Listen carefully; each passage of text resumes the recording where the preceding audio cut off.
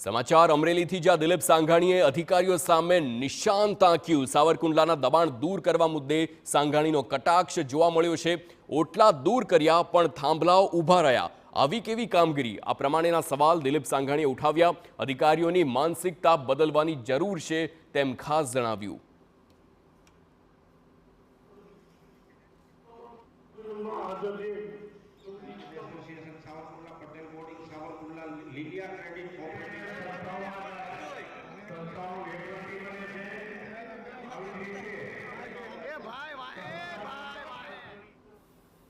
પછી આટલા કરોડની જમીન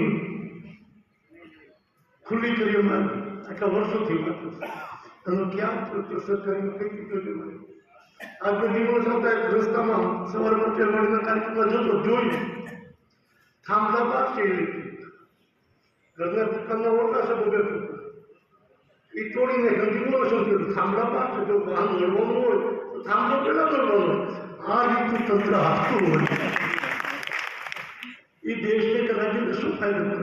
આ અધિકારીની માનસિકતાઓને પડકારવી પડશે, લોકોમાં થોડી જાગૃતિ પણ લાવવી પડશે।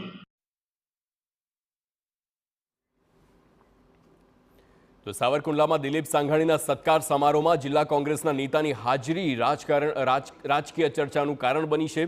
કોંગ્રેસ નેતા હસુ સૂચકની હાજરીએ સૌ કોઈને વિચારતા કર્યા। ચૂંટણીના પરિણામ બાદ કોંગ્રેસી નેતાઓ દિલીપ સાંઘાણીનું સન્માન કરતા જોવા મળ્યા છે, ત્યારે રાજકીય મોરચે ચર્ચાએ જોર પકડ્યું છે। આવનારા દિવસોમાં કોંગ્રેસમાં ગાબડું પડી શકે છે।